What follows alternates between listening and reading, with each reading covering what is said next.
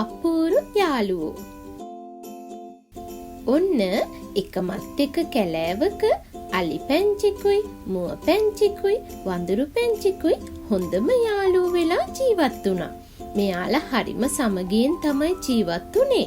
ඉතින් මේ පුංචි යාළුවෝ තුන්දෙනා හැමදාම හවසට දියසෙල්ලම් කරන්න යන්න පුරුදු වෙලා හිටියා. ඔන්න ඉතින් වෙනද වගේම මේ යාළුවෝ තුන්දෙනා දියසෙල්ලම් කරන්න පිටත් වුණා.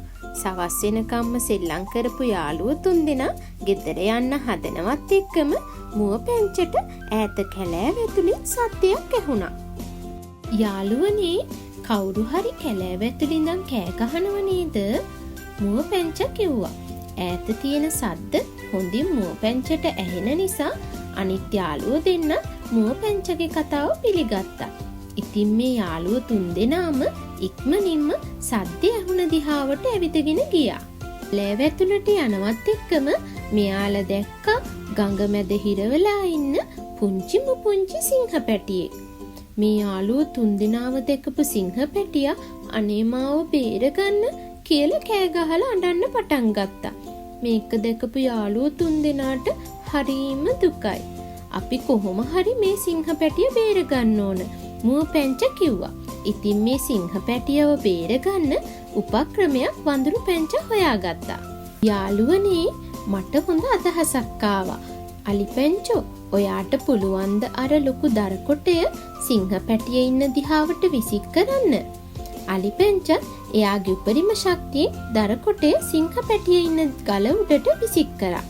ඒ වගේම වඳුරු පැංච වැල්වල එල්ලිලා ගිහින් සිංහ පැටියට දරකොටයට ගොඩ වෙන්න උදව් කළා. සිංහ පැටියව ගොඩට ගත්තු යාළුවෝ තුන්දෙනා සිංහ පැටියත් එක්කගෙන සිංහ පැටියගේ අම්මයි තාත්තයි හොයන්න පිටත් වුණා.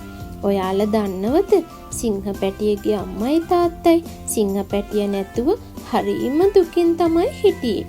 ඒත් එක්කම එකපාරටම මෙයාලා දෙන්නට සිංහ පැටියගේ සුවඳ දැනුණා. එයාලා සිංහ පැටියගේ සුවඳ එන දිහාවට දුවගෙන ගියා. අනේ සිංහ පැටියගේ අම්මටයි තාත්තටයි හරිම සතුටුයි. සිංහ පැටිය දුවගෙන ඇවිත් අම්මටයි තාත්තටයි තොරළු වුණා. ඒ වගේම සිංහ පැටියට උදව් කරපු මේ යාළුවෝ තුන්දෙනාට සිංහ පැටියගේ අම්මයි තාත්තයි ස්තුති කළා. සිංහ පැටියගේ අම්මයි තාත්තයි හොයලා දෙන්න පුළුවන් වුණ නිසා මේ යාළුවෝ තුන්දෙනාට හරිම සතුටුයි. ඉතින් මේ යාළුවෝ තුන්දෙනා සිංහ පැටියටත් සමු දීලා ආපහු එයාලගේ ගෙදර යන්න පිටත් වුණා.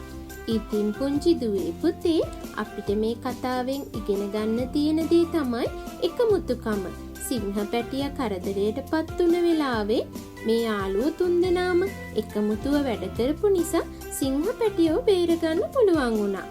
අපිට තනියම කරන්න බැරි ගොඩක් දේවල් හැමෝම එක්ක එකමුතුව වැඩ කළොත් පහසුවෙන් ලබා ගන්න පුළුවන්.